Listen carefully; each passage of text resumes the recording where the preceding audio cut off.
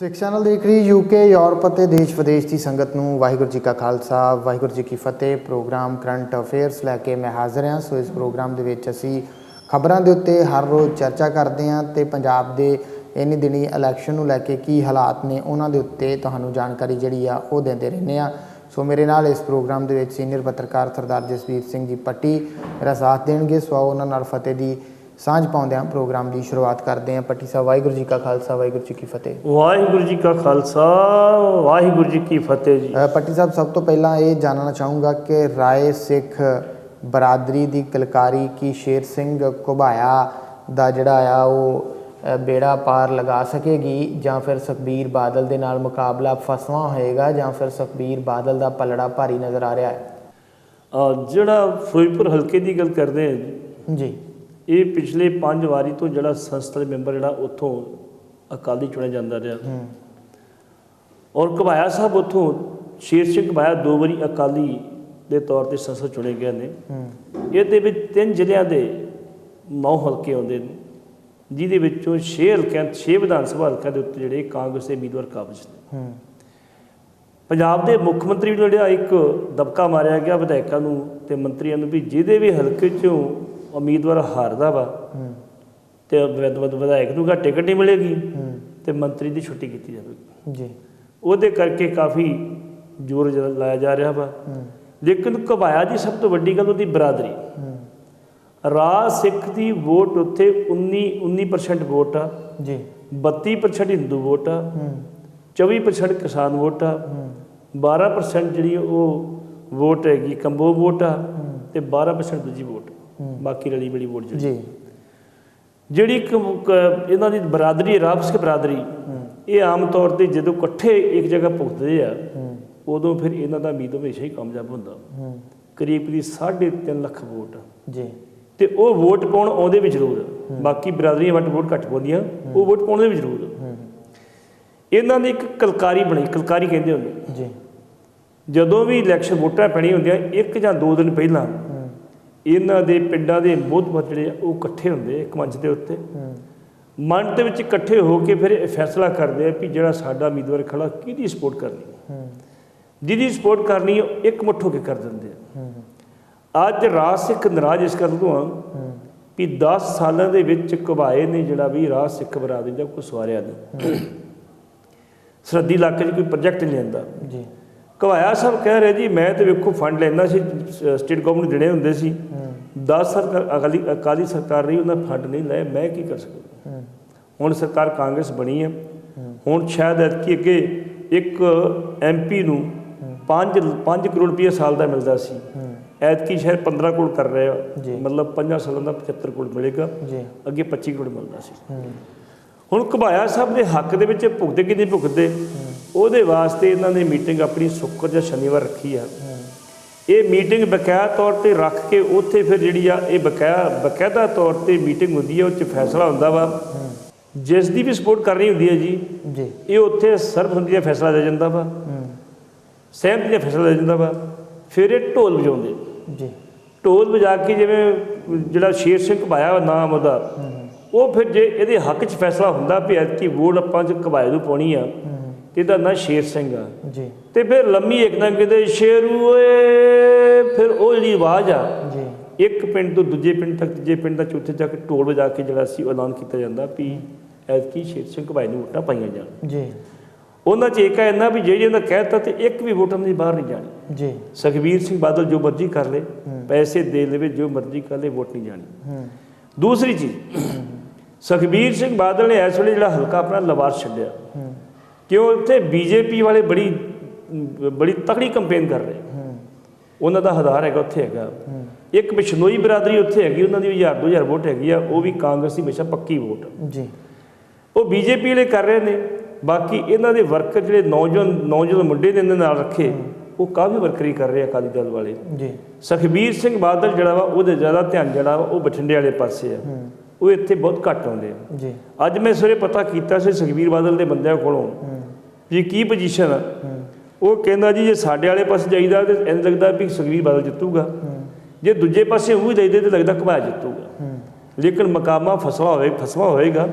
ਇਹ ਜਿੱਦਾਂ ਕੌਣ ਹੈ ਇਹ ਨਹੀਂ ਪਤਾ। ਇਹ ਜੇ ਕੋਈ ਕਹਿ ਦੇਵੇ ਜੀ ਮੈਂ ਜਿੱਤ ਕੇ ਘਰ ਬੈਠਾ, ਉਹ ਗੱਲ ਗਲਤ ਹੈ ਇੱਥੇ। ਇਸ ਕਰਕੇ ਉਹ ਕਿਲਕਾਰੀ ਜਿਹੜੀ ਮਾਰਨੀ ਇਹਨਾਂ ਨੇ ਸ਼ੇਰੂ ਹੋਏ, ਉਹ ਸ਼ੇਰੂ ਜੇ ਹੱਕ 'ਚ ਵੱਜ ਗਈ ਤੇ ਫਿਰ ਘੁਬਾਏ ਦਾ ਮੇਰੇ ਖਿਆਲ ਚਾਂਸ ਕਾਫੀ ਬਣ ਜਾਣਗੇ। ਫਿਰ ਵੀ ਸੁਖਬੀਰ ਸਿੰਘ ਬਾਦਲ ਦੀ ਸ਼ਕਤੀ ਨੂੰ ਘਟਾ ਕੇ ਨਹੀਂ ਵੇਖਿਆ ਜਾ ਸਕਦਾ ਕਿ ਉਹਨਾਂ ਉੱਥੇ ਕੰਮ ਬੜੇ ਕੀਤੇ ਆ। ਅੱਗੇ ਵੀ ਕਿਹਾ ਸੀ ਉਹਨੇ ਕੰਮ ਕਰਨੇ। ਇੱਕ ਅਖਬਾਰ ਨੇ ਅੱਜ ਇੰਟਰਵਿਊ ਛਾਪੀ ਹੈ ਸੁਖਬੀਰ ਸਿੰਘ ਬਾਦਲ ਦੀ, ਜਿਹਦੇ ਵਿੱਚ ਉਹਨਾਂ ਕਿਹਾ ਜੀ ਬਰਗਾੜੀ ਕੋਈ ਮੁੱਦਾ ਨਹੀਂ ਹੈਗਾ। ਇਹ ਜਾਣਬੁੱਝ ਕੇ ਸਾਨੂੰ ਫਸਾਇਆ ਜਾ ਰਿਹਾ, ਕੋਈ ਮੁੱਦਾ ਨਹੀਂ ਬਰਗਾੜੀ ਦਾ, ਕੋਈ ਬਿਲਕੁਲ ਮੁੱਦਾ ਨਹੀਂ ਹੈਗਾ। ਇਸ ਕਰਕੇ ਸਾਨੂੰ ਫਸਾਇਆ ਜਾ ਰਿਹਾ ਵਾ। ਉਹ ਗੱਲਾਂ ਜਿਹੜੀਆਂ ਉਹਦਾ ਜਿਹੜਾ ਬਰਗਾੜੀ ਤੇ ਬਹਿਬਲ ਕਲਾਂ ਕਾਂਡ ਦੇ ਵਿੱਚ ਕੁਛ ਹਿੱਸਾ ਅਸਰ ਉੱਥੇ, ਸਾਰੇ ਫਿਰੋਜ਼ਪੁਰ ਅਸਰ ਨਹੀਂ, ਕਿਉਂਕਿ ਸੁਖਬੀਰ ਸਿੰਘ ਬਾਦਲ ਨੇ ਤਾਣਾ ਬਣਾ ਇਹੋ ਜਿਹਾ ਹੋਣਿਆ ਵਾ ਕਿ ਬਹਿਬਲ ਕਲਾਂ ਕਾਂਡ ਦਾ ਸਾਰੇ ਫਿਰੋਜ਼ਪੁਰ ਅਸਰ ਨਹੀਂ ਹੈਗਾ। ਫਿਰੋਜ਼ਪੁਰ ਸ਼ਹਿਰੀ ਆ, ਫਿਰੋਜ਼ਪੁਰ ਤੁਹਾਡਾ ਜਿਹੜਾ ਦਿਹਾਤੀ ਆ, ਕੋਈ ਤੁਹਾਡਾ ਜਿਹੜਾ ਪਰਲੇ ਪਾਸੇ ਮੁਕਤਸਰ ਆ, ਮਲੋਟ ਆ, ਇਹਨਾਂ ਦੇ ਵਿੱਚ ਥੋੜ੍ਹਾ ਜਿਹਾ ਹੈ ਉਹਨਾਂ ਬਹਿਬਲ ਕਲਾਂ ਦਾ। ਬਾਕੀ ਜਿਹੜੇ 4-5 ਹਲਕੇ ਆ ਉੱਥੇ ਬਹਿਬਲ ਕਲਾਂ ਦਾ ਕੋਈ ਬਹੁਤਾ ਅਸਰ ਨਹੀਂ ਜੀ।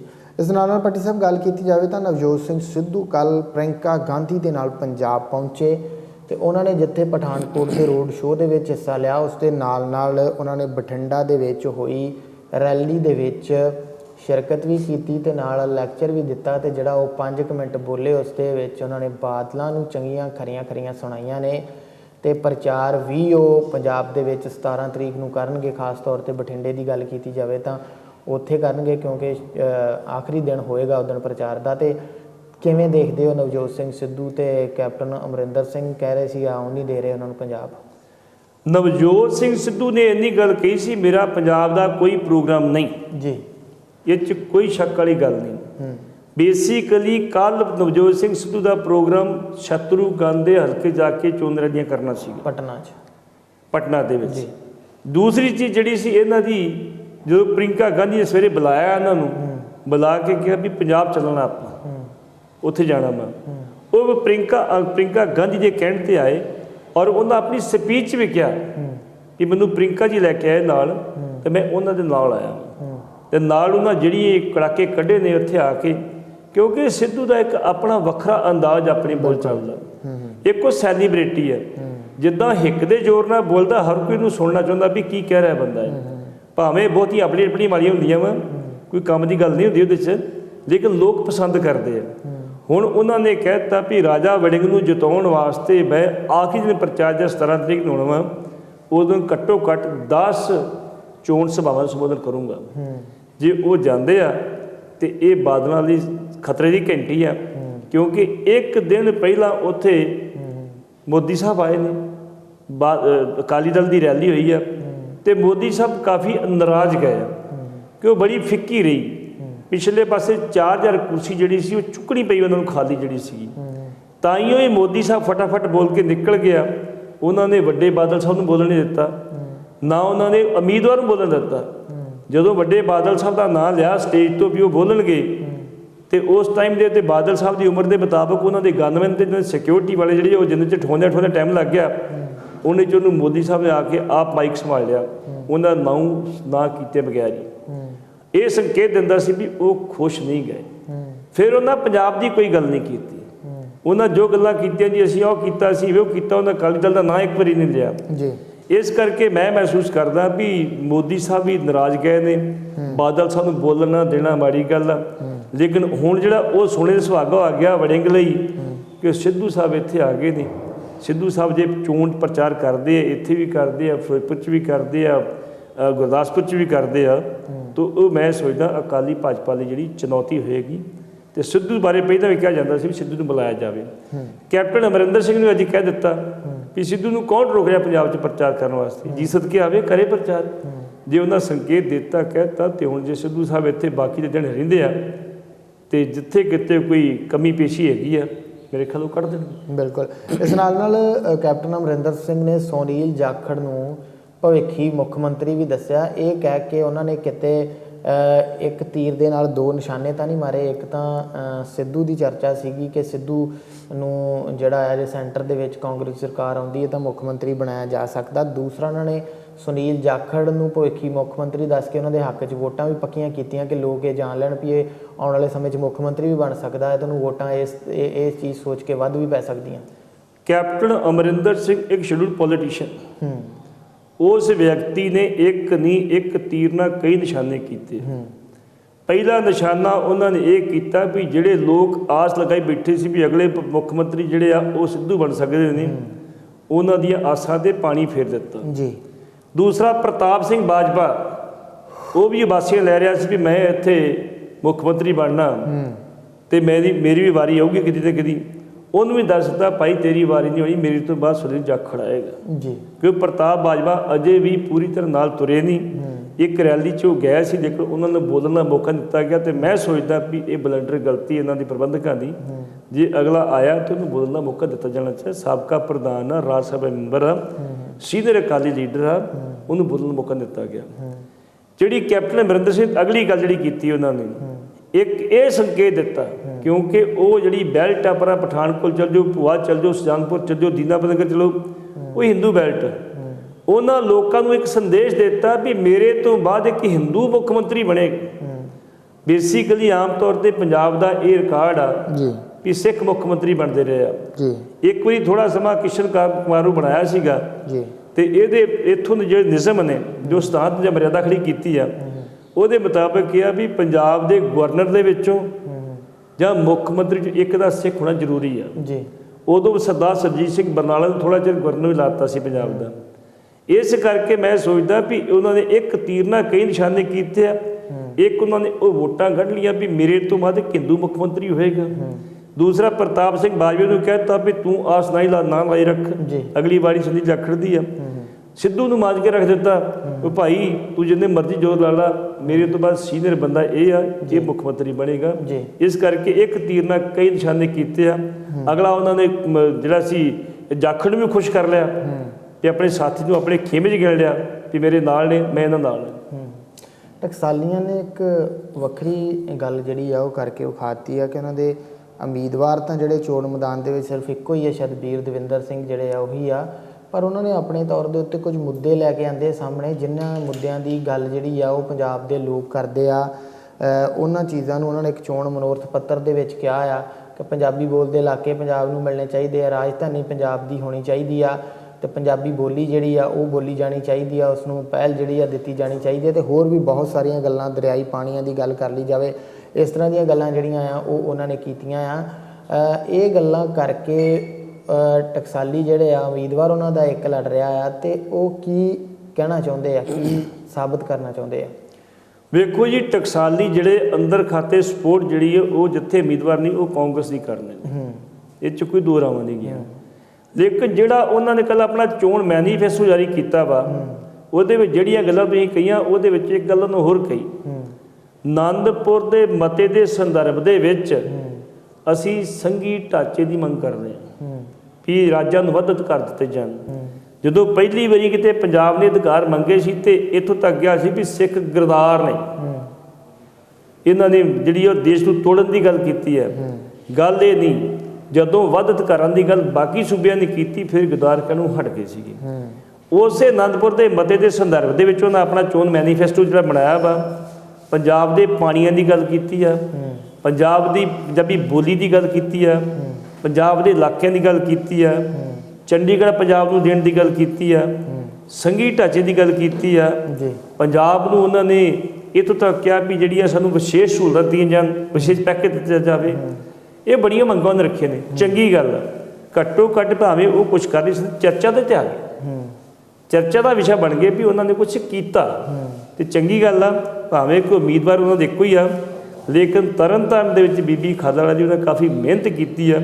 ਮੈਨੂੰ ਉਮੀਦ ਆ ਵੀ ਜਿਹੜੇ ਆਪਣੇ ਬ੍ਰਹਮਪੁਰਾ ਸਾਹਿਬ ਆ, ਉਹ ਆਪਣਾ ਜਿਹੜਾ ਹੱਕ ਉਹਨਾਂ ਖਡੂਰ ਸਾਹਿਬ ਹੈਗਾ, ਉੱਥੋਂ ਬੀਬੀ ਖਾਦੜਾ ਨੂੰ ਜ਼ਰੂਰ ਭਾਰੀ ਵੋਟ ਨਾਲ ਜਿਤਾਉਣਗੇ, ਤੇ ਜੇ ਨਹੀਂ ਜਿਤਾਉਂਦੇ ਤੇ ਫਿਰ ਸਮਝਾਂਗੇ ਵੀ ਉਹਨਾਂ ਦੀ ਗਾਂ ਸੇ ਖਤਮ ਹੋ ਗਈ ਹੈ। ਇੰਡੀਅਨ ਫਾਰਮਰਸ ਐਸੋਸੀਏਸ਼ਨ ਦੀ ਗੱਲ ਕੀਤੀ ਜਾਵੇ ਤਾਂ ਉਹਨਾਂ ਨੇ ਵੀ ਪੰਜਾਬ ਦੇ ਵਿੱਚ 12 ਉਮੀਦਵਾਰਾਂ ਨੂੰ ਸਮਰਥਨ ਜਿਹੜਾ ਦੇ ਦਿੱਤਾ ਆ। ਬੀਬੀ ਖਾਲੜਾ ਜਿਹੜੇ ਆ ਉਹਨਾਂ ਦੇ ਹੱਕ ਦੇ ਵਿੱਚ ਉਹਨਾਂ ਨੇ ਗੱਲ ਕੀਤੀ ਹੈ, ਤੇ ਬਾਕੀ ਜਗ੍ਹਾ 'ਤੇ ਕਾਂਗਰਸ ਜਿਹੜੀ ਆ ਉਹਨਾਂ ਦੇ 12 ਉਮੀਦਵਾਰਾਂ ਨੂੰ ਸਮਰਥਨ ਦਿੱਤਾ। ਇੰਡੀਅਨ ਫਾਰਮਰ ਐਸੋਸੀਏਸ਼ਨ ਦੇ ਜਿਹੜੇ ਪ੍ਰਧਾਨ ਨੇ ਜੀ ਉਹ ਸਤਨਾਮ ਸਿੰਘ ਬਹਿਰੂ ਨੇ ਜੀ। ਸਤਨਾਮ ਸਿੰਘ ਬਹਿਰੂ ਨੇ ਇੱਕ ਸੁਪਰੀਮ ਕੋਰਟ 'ਚ ਕੇਸ ਪਾਇਆ ਵਾ ਜੀ ਵੀ ਡਾਕਟਰ ਸਵਾਮੀਨਾਥਨ ਕਮਿਸ਼ਨ ਦੀ ਰਿਪੋਰਟ ਲਈ ਲਾਗੂ ਕੀਤੀ ਜਾਵੇ। ਉਹਦੀਆਂ ਸਿਫਾਰਸ਼ਾਂ ਲਾਗੂ ਕੀਤੀਆਂ ਜਾਣ। ਤੇ ਸਾਡੀ ਸਰਕਾਰ ਨੇ ਇਹ ਕਹਿ ਦਿੱਤਾ ਵੀ ਇਹ ਲਾਗੂ ਨਹੀਂ ਹੋ ਸਕਦੀਆਂ, ਇੱਕ ਖੜਮੰਚ ਮੱਚ ਜਾਏਗਾ ਇੱਥੇ ਦੇਸ਼ ਦੇ ਵਿੱਚ, ਬੜੀ ਤਕੜੀ ਬਰਬਾਦੀ ਹੋ ਜਾਏਗੀ। ਸੁਪਰੀਮ ਕੋਰਟ ਨੇ ਕਿਹਾ ਸਾਨੂੰ ਇਹ ਗੱਲ ਨਹੀਂ ਚਾਹੀਦੀ, ਜਿਹੜੀ ਸਵਾਮੀਨਾਥਨ ਕਮਿਸ਼ਨ ਦੀ ਰਿਪੋਰਟ ਪੂਰੀ ਸਬਮਿਟ ਕੀਤੀ ਜਾਵੇ ਤੇ ਦੱਸਿਆ ਜਾਵੇ ਕਿਉਂ ਨਹੀਂ ਲਾਗੂ ਕੀਤੀ ਜਾਂਦੀ। ਕਿਉਂਕਿ ਜੇ ਕਿਸਾਨ ਦਾ ਕਿਸਾਨੀ ਦਾ ਸੌਦਾ ਘਾਟੇ ਬੰਦਾ ਇਸ ਵੇਲੇ ਚੱਲ ਰਿਹਾ ਵਾ, ਤੇ ਪੰਜਾਬ ਦੇ ਕਿਸਾਨ ਜਿਹੜੇ ਅਸਲੀ ਰਾਸ਼ਟਰਵਾਦੀ ਨੇ, ਅਸਲੀ ਦੇਸ਼ ਨੂੰ ਪੈਰਾਸਿਰ ਕਰਨ ਵਾਲੇ ਇਹ ਨੇ। ਇਸ ਕਰਕੇ ਕਿਸਾਨਾਂ ਦੀ ਇਹ ਮੰਗ ਮੰਨੀ ਜਾਵੇ। ਉਹਦਾ ਮੇਰੇ ਖਿਆਲ 25 ਮਈ ਕਿ 26 ਮਈ ਕਿ ਜੁਲਾਈ ਦੇ ਵਿੱਚ ਕਿ ਤਰੀਕ ਹੈਗੀ ਆ, ਉਹ ਸਤਨਾਮ ਸਿੰਘ ਬਹਿਰੂ ਦਾ ਕੀਤਾ। ਹੁਣ ਸਤਨਾਮ ਸਿੰਘ ਬਹਿਰੂ ਦਾ ਕਹਿਣਾ ਕੀ ਹੈ, ਉਹ ਇਹ ਗੱਲ ਕਹਿੰਦੇ ਵੀ ਕੈਪਟਨ ਅਮਰਿੰਦਰ ਸਿੰਘ ਨੇ ਭਾਵੇਂ ਥੋੜ੍ਹੇ ਕੀਤੇ ਆ ਜਾਂ ਬਹੁਤੇ ਕੀਤੇ, ਕੁਛ ਨਾ ਕੁਝ ਕਿਸਾਨਾਂ ਨੂੰ ਰਾਹ ਦਿੱਤੀ ਹੈ। ਤੇ ਸਾਡੇ ਨਾਲ ਜਿਹੜੀ ਮੀਟਿੰਗ ਗਈ ਉਹਨਾਂ ਨੇ ਸਾਨੂੰ ਭਰੋਸਾ ਦਿੱਤਾ ਵੀ ਅਸੀਂ ਬਾਕੀ ਵੀ ਕਰਜ਼ੇ ਮਾਫ ਕਰਾਂਗੇ। ਇਸ ਕਰਕੇ ਅਸੀਂ ਆਪਣੇ ਜਿਹੜੇ ਵਰਕਰ ਆ ਕਿਸਾਨਾਂ ਨੂੰ ਇਹ ਗੱਲ ਕਹਿੰਦੇ ਆ ਵੀ ਵੋਟ ਤੁਸੀਂ ਕਾਂਗਰਸ ਨੂੰ ਪਾਓ, ਕਿਉਂ ਇਹਨਾਂ ਦੀ ਸਰਕਾਰ ਕਾਂਗਰਸ ਸੈਂਟਰ 'ਚ ਬਣੇ ਤੇ ਇਹਨਾਂ ਦੇ ਦਬਾਅ ਪਾ ਕੇ ਅਸੀਂ ਆਪਣੀ ਜਿਹੜੀ ਸਵਾਮੀਨਾਥਨ ਕਮਿਸ਼ਨ ਦੀ ਰਿਪੋਰਟ ਲਾਗੂ ਕਰਾਈ ਜਾ ਸਕੇ। ਦੂਜੇ ਪਾਸੇ ਜਿਹੜੀ ਕਿਸਾਨ ਯੂਨੀਅਨ ਹੈਗੀ ਆ ਉਗਰਾਹਾ, ਉਹ ਇਨਕਲਾਬੀ ਟਾਈਪ ਦੇ ਬੰਦੇ ਨੇ, ਉਹਨਾਂ ਨੇ ਪਹਿਲਾਂ ਕਹਿ ਦਿੱਤਾ ਵੀ ਅਸੀਂ ਕਿਸ ਨੂੰ ਵੋਟ ਨਹੀਂ ਪਾਉਣੀ। ਤੇ ਦੋ ਕਿਸਾਨ ਜਥੇਬੰਦੀਆਂ ਹੋਰ ਡਕੋਤਾ ਤੇ ਖੋਰ ਹੈਗੀ ਆ, ਉਹਨਾਂ ਨੇ ਇੰਨੀ ਗੱਲ ਕਹਿ ਦਿੱਤੀ ਵੀ ਕਿਸਾਨਾਂ ਨੂੰ ਕਹਿੰਦਾ ਤੁਸੀਂ ਆਪਣੀ ਮਰਜ਼ੀ ਕਰ ਲਓ, ਜੇ ਕਿਸੇ ਨੂੰ ਵੋਟ ਪਾਉਣੀ ਪਾ ਦਿਓ, ਜੇ ਨਹੀਂ ਪਾਉਣੀ ਤਾਂ ਨਾ ਪਾਓ। ਲੇਕਿਨ ਇੱਕ ਵੱਡੀ ਗੱਲ ਆ, Indian farmer association national level ਦੀ ਜਥੇਬੰਦੀ ਆ, ਜਿਨ੍ਹਾਂ ਨੇ ਕਿਸਾਨਾਂ ਨੂੰ ਇਹਨਾਂ ਨੂੰ ਵੋਟ ਪਾਉਣ ਵਾਸਤੇ ਕਹਿ ਦਿੱਤਾ ਵੀ ਕਾਂਗਰਸ ਵੋਟ ਪਾਈ ਜਾਵੇ।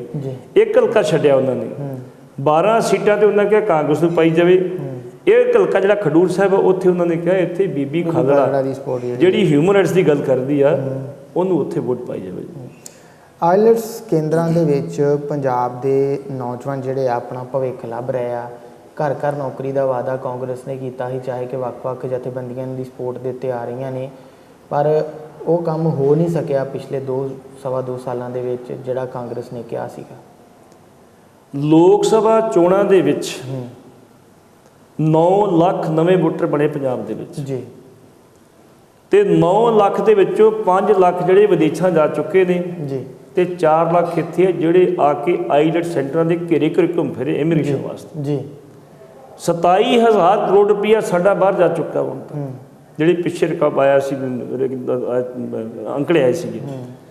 ਜਿਸ ਤਰੀਕੇ ਨਾਲ ਸਾਡੀ ਦੇਸ਼ ਦੀ ਇਕੋਨਮੀ, ਵਿਸ਼ੇਸ਼ ਕਰਕੇ ਪੰਜਾਬ ਦੀ ਇਕੋਨਮੀ, ਪੰਜਾਬ ਤੇ ਕੇਰਲਾ ਟੌਪ ਤੇ ਹੈ, ਇਕੋਨਮੀ ਬਾਹਰਲੇ ਦੇਸ਼ਾਂ ਜਾ ਰਹੀ ਹੈ, ਇਹ ਚਿੰਤਾ ਦਾ ਵਿਸ਼ਾ ਜੀ।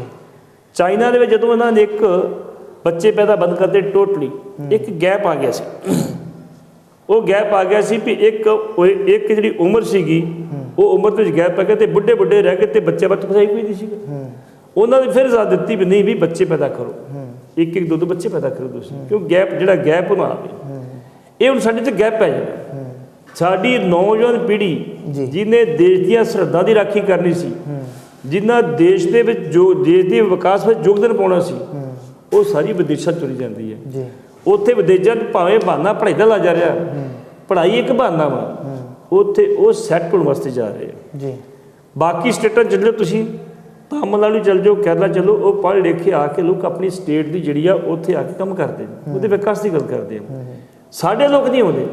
ਉਹਦਾ ਕਾਰਨ ਪਹਿਲੀ ਗੱਲ ਤੇ ਇੱਕ ਪੀੜ੍ਹੀ ਸਾਡੀ ਜਿਹੜੀ ਆ ਪੁਲਿਸ ਨੇ ਖਾੜਕੂ ਕਹਿ ਕੇ ਘਰਾਂ 'ਚੋਂ ਮੁੰਡੇ ਚੁੱਕ ਕੇ ਮਾਰ ਦਿੱਤੇ। ਦੂਜੀ ਪੀੜ੍ਹੀ ਸਾਡੀ ਨਸ਼ਿਆਂ ਨੇ ਖਾ ਲਈ ਜੀ, ਤੇ ਜਿਹੜੀ ਬਚੀ ਆ, ਜੇ ਸਾਡੀ ਬਾਜੇ ਚੰਗੀ ਗੱਲ ਤੇ ਮਾਂ ਪਿਓ ਵੀ ਗੱਲ ਕਹਿੰਦੇ ਆ ਵੀ ਘੱਟੋ ਘੱਟ ਬੱਚੇ ਵਿਦੇਸ਼ਾਂ ਚੱਲ ਜਾਣਗੇ, ਆਰੇ ਲੱਗ ਜਾਣਗੇ, ਪੜ੍ਹ ਵੀ ਲੈਣਗੇ, ਉੱਥੇ ਨੌਕਰੀ ਵੀ ਕਰ ਲੈਣਗੇ, ਨਸ਼ਾ ਤੋਂ ਬਚ ਜਾਣਗੇ। ਤੇ ਮੈਂ ਸੋਚਦਾ ਵੀ ਜੇ ਇਹ ਗੈਪ ਪੈ ਗਿਆ, ਸਾਡੀ ਪਨੀਰੀ ਉੱਥੇ ਚਲੇਗੀ। ਆਉਣ ਵਾਲੇ ਸਮੇਂ ਦੇ ਵਿੱਚ ਪੰਜਾਬ ਦੇ ਵਿੱਚ ਭਾਸ਼ਾ ਦੀ ਫਿਰ ਪ੍ਰੋਬਲਮ ਆਏਗੀ। ਅੱਜ ਅਸੀਂ ਪੰਜਾਬੀ ਸੂਬਾ ਕਹਿੰਦੇ ਹਾਂ, ਇੱਕ ਵਾਰੀ ਫਿਰ 2 ਭਾਸ਼ੀ ਸੂਬਾ ਬਣੇਗਾ। ਇਹਨੂੰ ਬਚਾਉਣ ਵਾਸਤੇ ਚਾਹੀਦਾ ਵੀ ਸਰਕਾਰ ਨੂੰ ਕੋਈ ਉਪਰਾਲੇ ਕਰੇ, ਜੇ ਨਹੀਂ ਕਰਦੀ ਤੇ ਫਿਰ 2 ਭਾਸ਼ੀ ਸੂਬਾ ਪੰਜਾਬ ਨੂੰ ਬਣਾਉਣ ਵਾਸਤੇ ਤਿਆਰ ਹੋ ਜਾਏ ਜੀ। ਇਸ ਨਾਲ ਪੱਟੀ ਸਾਹਿਬ ਗੱਲ ਕੀਤੀ ਜਾਵੇ ਤਾਂ ਕਿਸਾਨਾਂ ਦੀ ਵੱਡੀ ਸਮੱਸਿਆ ਜਿਹੜੀ ਆ ਪੰਜਾਬ ਦੇ ਵਿੱਚ ਹੈਗੀ ਆ। ਕਿਸਾਨ ਮੰਗਾਂ ਆਪਣੀਆਂ ਲੈ ਕੇ ਸਰਕਾਰ ਦੇ ਸਾਹਮਣੇ ਵੱਖ-ਵੱਖ ਸਮੇਂ ਦੇ ਉੱਤੇ ਆਉਂਦੇ ਰਹਿੰਦੇ ਆ। ਕੱਲ੍ਹ ਵੀ ਉਹਨਾਂ ਦੇ ਉੱਤੇ ਲਾਠੀ ਚਾਰਜ ਜਿਹੜਾ ਆ ਉਹ ਹੋਇਆ ਆ, ਪਾਣੀ ਦੀਆਂ ਬੁਛਾਰਾਂ ਮਾਰੀਆਂ ਗਈਆਂ, ਉਹਨਾਂ ਦੀਆਂ ਪੱਗਾਂ ਉਛਾਲੀਆਂ ਗਈਆਂ ਨੇ। ਉਹਨਾਂ ਨੇ ਪੰਜਾਬ ਦੇ ਰਾਜਪਾਲ ਨੂੰ ਜਿਹੜਾ ਆ ਮੰਗ ਪੱਤਰ ਦੇਣਾ ਸੀਗਾ, ਰਾਜਪਾਲ ਦਾ ਸਕੱਤਰ ਜਿਹੜਾ ਮੰਗ ਪੱਤਰ ਲੈ ਕੇ ਗਿਆ ਹੈ। 4 ਜੂਨ ਨੂੰ ਮੀਟਿੰਗ ਦਾ ਭਰੋਸਾ ਜਿਹੜਾ ਆ ਉਹ ਦਿੱਤਾ ਗਿਆ ਰਾਜਪਾਲ ਦੇ ਨਾਲ। ਕੀ ਕਿਸਾਨਾਂ ਦੇ ਮੁੱਦਿਆਂ ਦੇ ਉੱਤੇ ਕਹਿਣਾ ਚਾਹੋਗੇ? ਕਿਸਾਨਾਂ ਦੇ ਮੁੱਦੇ ਬੜੀ ਦੇਰ ਤੋਂ ਲਮਕਦੇ ਆ ਰਹੇ ਨੇ। ਕਿਸਾਨਾਂ ਦੀ ਉਹੀ ਗੱਲ, ਸਭ ਤੋਂ ਵੱਡੀ ਗੱਲ ਇਹ ਆ ਵੀ ਡਾਈਵਰਸੀਫਿਕੇਸ਼ਨ, ਸਾਰੀਆਂ ਫਸਲਾਂ ਦੀ ਮਾਰਕੀਟਿੰਗ ਮੰਡੀਕਰਨ ਕੀਤਾ ਜਾਵੇ। ਜੀ ਸਭ ਤੋਂ ਵੱਡੀ ਗੱਲ ਉਹ ਕਹਿੰਦੇ ਸਵਾਮੀਨਾਥਨ ਕਮਿਸ਼ਨ ਦੀ ਰਿਪੋਰਟ ਲਾਗੂ ਕਰੋ। ਜੇ ਉਹ ਰਿਪੋਰਟ ਲਾਗੂ ਤੁਸੀਂ ਕਰਦੇ ਹੋ ਕਿਸਾਨ ਤਦ ਬਚਦਾ ਜਾ ਕੇ। ਇੱਕ ਐਵਰੇਜ ਦੇ ਮੁਤਾਬਕ ਲੈ ਲਓ ਤੁਸੀਂ, ਕਿਸਾਨ ਦੀ 1970 ਤੋਂ ਲੈ ਕੇ ਹੁਣ ਤੱਕ ਜਿਹੜੀ ਫਸਲ ਦੀ ਕੀਮਤ ਆ ਉਹ ਵੱਧ ਤੋਂ ਵੱਧ 20% ਵਧੀ ਆ। ਜਦੋਂ ਕਿ ਇੱਕ ਸਰਕਾਰੀ ਮੁਲਾਜ਼ਮ ਆ ਉਹਦੀ ਇਨਕਮ ਵਿੱਚ 200% ਵਾਧਾ ਹੋਇਆ, 180% ਦਾ ਗੈਪ ਆ ਜਾਏਗਾ ਤੇ ਕਿਸਾਨ ਕਿੱਥੇ ਤਰੱਕੀ ਕਰੇਗਾ। ਅੱਜ ਜਿਹੜੀ ਕਿਸਾਨੀ ਆ ਉਹਦੀ ਵਿਕਾਸ ਦਾ ਜ਼ੀਰੋ ਆ। ਕਿਸਾਨ ਖੁਦਕੁਸ਼ੀਆਂ ਕਰ ਰਹੇ ਨੇ। ਉਹਦਾ ਕਾਰਨ ਸਿਰਫ ਇਹ ਆ ਵੀ ਉਹਨਾਂ ਨੂੰ ਬਚਦਾ ਕੁਛ ਨਹੀਂ ਉੱਥੋਂ। ਅਗਲੀ ਚੱਲ ਹੁਣ ਇਹ ਕਿਸਾਨ ਜਿਹੜੇ ਕਿਸਾਨ ਸੰਘਰਸ਼ ਕਮੇਟੀ ਵਾਲੇ ਜਿਹੜੇ ਸਰਦਾਰ ਸਤਨਾਮ ਸਿੰਘ ਪੰਨੂ ਨੇ, ਇਹਨਾਂ ਦੇ ਜਨਰਲ ਸੈਕਟਰੀ ਹੈਗੇ ਨੇ ਸੁਰਿੰਦਰ ਸਿੰਘ ਚਤਾਲਾ ਨੇ, ਸਰਵਨ ਸਿੰਘ ਪੰਧੇਰ ਨੇ, ਗੁਰਬਚਨ ਸਿੰਘ ਚੱਬਾ ਨੇ। ਇਹ ਆਗੂ ਕਾਫੀ ਮਿਹਨਤ ਕਰਦੇ ਨੇ ਜੀ, ਪੱਕਾ ਵੀ ਮਿਹਨਤ ਵੀ ਸੰਘਰਸ਼ੀਲ ਯੋਧੇ ਨੇ। ਇਹ ਕਿਸਾਨਾਂ ਵਾਸਤੇ ਬੜਾ ਕੁਛ ਕੀਤਾ, ਕੁਛ ਨਾ ਕੁਛ ਕਰਦੇ ਰਹਿੰਦੇ ਆ। ਇਹ ਕੱਲ੍ਹ ਗਏ ਸੀ, ਇਹਨਾਂ ਦਾ ਪ੍ਰੋਗਰਾਮ ਪਹਿਲਾਂ ਲਿਖਿਆ ਸੀ, ਅਖਬਾਰਾਂ 'ਚ ਆਇਆ ਸੀਗਾ ਵੀ ਅਸੀਂ ਜਾ ਕੇ 13-14 ਤਰੀਕ ਨੂੰ ਜਿਹੜਾ ਵਾ ਰਾਜਪਾਲ ਦੇ ਰਾਜ ਭਵਨ ਘੇਰਾਂਗੇ। ਤੇ ਜਿਹੜੀ ਪੁਲਿਸ ਸੀ ਚੰਡੀਗੜ੍ਹ ਦੀ, ਉਹਨਾਂ ਬਾਰਡਰ 'ਤੇ ਘੇਰ ਲਿਆ ਪੰਜਾਬ 'ਤੇ। ਇਹਨਾਂ ਨੇ ਕਿਹਾ ਸੀ ਜਾਣਾ ਵਾ, ਉਹਨਾਂ ਰੋਕਿਆ ਨਹੀਂ, ਰੋਕੇ ਲਾਠੀਚਾਰਜ ਵੀ ਹੋਇਆ, ਕਿਸਾਨ ਫੜ ਕੇ ਵੀ ਫੜੇ ਵੀ ਗਏ, ਸਾਨੂੰ ਅੰਦਰ ਵੀ ਕੀਤਾ ਗਿਆ, ਸ਼ਾਮੀ ਛੱਡ ਵੀ ਦਿੱਤੇ। ਤੇ ਮੁੜ ਕੇ ਉਸ ਤੋਂ ਬਾਅਦ ਧਰਨਾ ਲਾ ਕੇ ਬਹਿ ਗਏ, ਅਸੀਂ ਨਹੀਂ ਜਾਂਦੇ ਕਿਤੇ ਵੀ, ਅਸੀਂ ਬੈਠੇ ਇੱਥੇ। ਉਹ ਧਰਨੇ ਤੋਂ ਬਾਅਦ ਫਿਰ ਰਾਜ ਭਵਨ ਦਾ ਜਿਹੜਾ ਸੀ ਇੱਕ ਉਹਨਾਂ ਦਾ ਐਹਲਕਾਰ ਆਇਆ, ਉਹਨੇ ਇੰਨੀ ਗੱਲ ਕਹੀ ਵੀ 4 ਜੂਨ ਨੂੰ ਤੁਹਾਡੀ ਅਸੀਂ ਰਾਜਪਾਲ ਸਾਹਿਬ ਨਾਲ ਮੀਟਿੰਗ ਕਰਾ ਦਿਆਂਗੇ, ਜਿਹੜੀ ਗੱਲ ਤੁਸੀਂ ਕਰਨੀ ਕਰ ਲਿਓ। ਤੇ ਕਿਸਾਨਾਂ ਨੇ ਫਿਰ ਉਸ ਵਿਸ਼ਵਾਸ ਤੋਂ ਬਾਅਦ ਉਹ ਧਰਨਾ ਚੁੱਕ ਦਿੱਤਾ। ਦੂਜੇ ਪਾਸੇ ਜਦੋਂ ਮੋਦੀ ਸਾਹਿਬ ਆਏ ਨੇ, ਮੋਦੀ ਸਾਹਿਬ ਨੇ ਇਹ ਕਮਿਟਮੈਂਟ ਕੀਤੀ ਸੀ, ਸਟੇਜਾਂ 'ਤੇ ਵੀ ਕੀਤੀ ਸੀ, ਮੈਨੀਫੈਸਟੋ 'ਚ ਵੀ ਕੀਤੀ, ਕਿਸਾਨ ਜਥੇਬੰਦੀ ਦੀ ਮੀਟਿੰਗ ਕਰਕੇ ਵੀ ਕੀਤੀ ਸੀ ਕਿ ਸਾਡੀ ਸਰਕਾਰ ਬਣੇਗੀ ਤੇ ਅਸੀਂ ਜਿਹੜੀ ਆ ਸਵਾਮੀਨਾਥਨ ਕਮਿਸ਼ਨ ਦੀਆਂ ਸਿਫਾਰਸ਼ਾਂ ਜ਼ਰੂਰ ਲਾਗੂ ਕਰਾਂਗੇ। ਨਹੀਂ ਕੀਤੀਆਂ। ਤੇ ਉੱਥੇ ਜਦੋਂ ਮੋਦੀ ਸਾਹਿਬ ਪਰਸੋਂ ਆਏ ਨੇ, ਉੱਥੇ ਵੀ ਕਿਸਾਨਾਂ ਨੇ ਕਾਲੀਆਂ ਝੰਡੀਆਂ ਵਿਖਾਈਆਂ। 300 ਦੇ ਕਰੀਬ ਕਿਸਾਨ ਜਿਹੜੇ ਸੀ ਪੁਲਿਸ ਨੇ ਅਰੈਸਟ ਕਰ ਲਏ ਸੀ। ਉਹਨਾਂ ਨੂੰ ਵੱਖ-ਵੱਖ 4-5 ਵੈਨਾਂ 'ਚ ਬਿਠਾ ਕੇ ਜਿਹੜੇ ਸੀ ਉਹ ਲੈ ਗਏ ਸੀਗੇ ਤੇ ਸ਼ਾਮੀ ਉਹਨੂੰ ਛੱਡ ਦਿੱਤਾ ਗਿਆ ਸੀ। ਕਿਸਾਨਾਂ ਦੀਆਂ ਮੰਗਾਂ ਵੱਲ ਕੋਈ ਧਿਆਨ ਦਿੱਤਾ ਜਾ ਰਿਹਾ। ਜਿਹੜੇ ਸਾਡੇ ਵਪਾਰੀ ਲੋਕ ਨੇ, ਇੰਡਸਟਰੀਲਿਸਟ ਨੇ, ਉਹਨਾਂ ਦੇ ਤੁਸੀਂ 5 ਲੱਖ ਕਰੋੜ ਮਾਫ ਕਰ ਸਕਦੇ ਹੋ, ਕਿਸਾਨਾਂ ਦਾ 6000 ਕਰੋੜ ਨਹੀਂ ਮਾਫ ਕਰ ਸਕਦੇ। ਇਸ ਕਰਕੇ ਮੈਂ ਸੋਚਦਾ ਵੀ ਇਹ ਇਸ ਵੇਲੇ ਜਿਹੜੇ ਸਾਡੇ ਪੋਲੀਟੀਸ਼ੀਅਨ ਆ ਉਹ ਵੀ ਉਹਨਾਂ ਸਰਮਾਏਦਾਰਾਂ ਦੇ ਹੱਥਾਂ ਦੇ ਵਿੱਚ ਕਠਪੁਤਲੀ ਬਣੇ ਆ, ਜਿਹੜੇ ਚਾਹੁੰਦੇ ਵੀ ਕਿਸਾਨੀ ਨੂੰ ਬਰਬਾਦ ਕਰੇ ਤੇ ਅਸੀਂ ਵੱਡੇ ਵੱਡੇ ਫਾਰਮ ਬਣਾ ਕੇ ਇੱਥੇ ਆਪਣੇ ਬਣਾ ਕੇ ਖੇਤੀਬਾੜੀ ਕਰੀਏ ਜੀ। ਤੇ ਮੈਂ ਸੋਚਦਾ ਵੀ ਫਿਰ ਦੇਸ਼ ਦਾ ਵਿਕਾਸ ਨਹੀਂ ਹੋਏਗਾ, ਇਹ ਵਿਨਾਸ਼ ਹੀ ਹੋਏਗਾ। ਭੱਟੀ ਸਾਹਿਬ, ਸਮਾਂ ਜਿਹੜਾ ਆਪਣੇ ਕੋਲ ਸਮਾਪਤੀ ਵਾਲੀ ਆ ਤੇ ਅੰਤ ਦੇ ਉੱਤੇ ਪੁੱਛਣਾ ਚਾਹੂੰਗਾ ਕਿ ਬੜੇ ਲੀਡਰਾਂ ਨੂੰ ਕਾਲੇ ਝੰਡੇ ਦਿਖਾਏ ਆ, ਲੋਕਾਂ ਦੁਆਰਾ ਦਿਖਾਏ ਗਏ ਆ, ਤੇ ਭਗਵੰਤ ਮਾਨ ਨੂੰ ਜਦੋਂ ਕਾਲੇ ਝੰਡੇ ਦਿਖਾਏ ਗਏ ਤਾਂ ਉਹਨਾਂ ਨੇ ਬੜੇ ਜਿਹੜਾ ਦਿਲਕਸ਼ ਅੰਦਾਜ਼ ਦੇ ਵਿੱਚ ਉੱਥੇ ਡਾਂਸ ਵੀ ਕੀਤਾ ਆ ਕਹਿੰਦੇ, ਤੇ ਜਿਹੜੇ ਝੰਡੇ ਵਿਖਾਉਣ ਵਾਲੇ ਉਹਨਾਂ ਦੇ ਉੱਤੇ ਫੁੱਲ ਵੀ ਸੁੱਟੇ। ਵੇਖੋ, ਭਗਵੰਤ ਮਾਨ ਦਾ ਕੰਮ ਕਰਨ ਦਾ ਆਪਣਾ ਵੱਖਰਾ ਤਰੀਕਾ, ਉਹ ਇੱਕ ਕਲਾਕਾਰ ਆ। ਉਹ ਕਲਾਕਾਰ ਹੈ ਤੇ ਜਦੋਂ ਉਹਨੂੰ ਕਾਲੇ ਝੰਡੇ ਵਿਖਾਉਣ ਵਾਸਤੇ ਕੁਝ ਲੋਕ ਆਏ ਵੀ ਸਾਡੇ ਪਿੰਡ ਦਾ ਵਿਕਾਸ ਨਹੀਂ ਹੋਇਆ ਕਿਉਂਕਿ ਸਾਡੇ ਪਿੰਡ ਤੁਸੀਂ ਗੋਦ ਲਿਆ ਸੀ, ਜਿਹੜੀ ਗੋਦ ਲਾਉਣ ਦੀ ਨੀਤੀ ਬਣਾਈ ਸੀ ਸੈਂਟਰ ਸਰਕਾਰ ਨੇ, ਉਹ ਬੜੀ ਬੁਰੀ ਤਰ੍ਹਾਂ ਫੇਲ ਹੋਈ, ਸਾਰੇ ਹਿੰਦੁਸਤਾਨ 'ਚ ਫੇਲ ਹੋਈ। ਕਿ ਜਦੋਂ ਪ੍ਰੋਪਰ ਤੁਸੀਂ ਫੰਡ ਹੀ ਦੇਣੇ, 5 ਕਰੋੜ ਤੁਸੀਂ ਫੰਡ ਦੇ ਦਿੱਤਾ, ਕਹਿੰਦਾ ਜੀ ਵਿੱਚੋਂ ਖਰਚ ਕਰੋ ਤੁਸੀਂ, ਬਾਕੀ ਫੰਡ ਦੇਣਾ ਹੀ ਕੋਈ ਨਹੀਂ, ਤੇ ਫਿਰ ਅਗਲਾ ਵਿਕਾਸ ਕਿੱਥੋਂ ਕਰੂਗਾ। ਉਹਨਾਂ ਲੋਕਾਂ ਨੇ ਕਿਹਾ ਵੀ ਭਗਵੰਤ ਮਾਨ ਜੀ ਤੁਸੀਂ ਗੋਦ ਲਿਆ ਸੀ, ਸਾਡੇ ਪਿੰਡ ਦਾ ਕੀਤਾ ਕੁਛ ਨਹੀਂ। ਉਹਨਾਂ ਨੇ ਕਾਲੇ ਝੰਡੇ ਵਿਖਾਏ ਤੇ ਭਗਵੰਤ ਮਾਨ ਨੇ ਕਿਹਾ ਜੀ ਐਨ। ਉਹਨਾਂ ਪਹਿਲਾਂ ਉਹਨਾਂ ਦੇ ਫੁੱਲਾਂ ਦੀ ਵਰਖਾ ਕੀਤੀ, ਫੁੱਲਾਂ ਦੀ ਵਰਖਾ ਕਰਨ ਤੋਂ ਬਾਅਦ ਉਹ ਆਪਣੀ ਗੱਡੀ 'ਤੇ ਚੜ੍ਹ ਕੇ ਤੇ ਉਹ ਕਹਿੰਦੇ ਵੀ ਤੁਸੀਂ ਝੰਡੀਆਂ ਵਿਖਾਓ ਤੇ ਮੁਰਦਾਬਾਦ ਜਿੰਦਾਬਾਦ ਬੋਲ ਤੇ ਮੈਂ ਉੱਤੇ ਭੰਗੜਾ ਪਾਉਂਦਾ। ਉਹ ਮੁੜ ਕੇ ਜਿਹੜੇ ਸੀ ਝੰਡੀ ਕੋਲੋਂ ਚੁੱਪ ਕਰਕੇ ਚਲੇ ਗਏ ਤੇ ਇਹਨਾਂ ਨੂੰ ਸਰ ਗਿਆ ਤੇ ਉਹਨਾਂ ਨੂੰ ਸਰ ਗਿਆ, ਉਹਨਾਂ ਝੰਡੀਆਂ ਵਿਖਾਤੀਆਂ, ਇਹਨਾਂ ਨੇ ਤੋੜ ਤੇ। ਲੇਕਿਨ ਭਗਵੰਤ ਮਾਨ ਦੀ ਸਥਿਤੀ ਉੱਥੇ ਕਾਫੀ ਮਜ਼ਬੂਤ ਆ ਔਰ ਜੇ ਮੈਂ ਸੋਚਦਾ ਵੀ ਜੇ ਕੇਜਰੀਵਾਲ ਸਾਹਿਬ ਨਾ ਆਉਂਦੇ ਤੇ ਇਹਦੋਂ ਵੀ ਜ਼ਿਆਦਾ ਮਜ਼ਬੂਤ ਸੀ, ਉਹਨਾਂ ਦੇ ਆਉਣ ਨਾਲ ਘਾਟਾ ਹੀ ਪਿਆ ਹੋਊਗਾ, ਵਾਧਾ ਨਹੀਂ ਪਿਆ ਜੀ। ਸੋ ਬਿਲਕੁਲ, ਇਹ ਸਨ ਸੀਨੀਅਰ ਪੱਤਰਕਾਰ ਸਰਦਾਰ ਜਸਬੀਰ ਸਿੰਘ ਜੀ ਭੱਟੀ, ਜਿਨ੍ਹਾਂ ਦੇ ਨਾਲ ਅਸੀਂ ਪ੍ਰੋਗਰਾਮ ਕਰੰਟ ਅਫੇਅਰਸ ਦੇ ਵਿੱਚ ਗੱਲਬਾਤ ਕੀਤੀ ਹੈ। ਤੇ ਇਸ ਪ੍ਰੋਗਰਾਮ ਦੇ ਵਿੱਚ ਅਸੀਂ ਤੁਹਾਨੂੰ ਹਰ ਰੋਜ਼ ਹੀ ਪੰਜਾਬ ਦੀ ਤਾਜ਼ਾ ਅਪਡੇਟ ਜਿਹੜੀ ਆ ਉਹ ਦਿੰਦੇ ਰਹਿੰਦੇ ਹਾਂ, ਪੰਜਾਬ ਦੇ ਸਿਆਸੀ ਮਾਹੌਲ ਦੀ ਅਪਡੇਟ ਦਿੰਦੇ ਰਹਿੰਦੇ ਹਾਂ ਤੇ ਪੰਜਾਬ ਦੀਆਂ ਖਬਰਾਂ ਤੋਂ ਵੀ ਤੁਹਾਨੂੰ ਜਾਣੂ ਕਰਵਾਉਂਦੇ ਰਹਿੰਦੇ ਹਾਂ। ਸੋ ਅੱਜ ਦੇ ਇਸ ਪ੍ਰੋਗਰਾਮ ਦੇ ਵਿੱਚ ਇੰਨਾ ਹੀ, ਤੇ ਇਸ ਪ੍ਰੋਗਰਾਮ ਨੂੰ ਇੱਥੇ ਹੀ ਸਮਾਪਤ ਕਰਦੇ ਹਾਂ ਤੇ ਇੱਥੇ ਹੀ ਬੁਲਾਉਂਦੇ ਹਾਂ ਫਤਿਹ। ਵਾਹਿਗੁਰੂ ਜੀ ਕਾ ਖਾਲਸਾ, ਵਾਹਿਗੁਰੂ ਜੀ ਕੀ ਫਤਿਹ।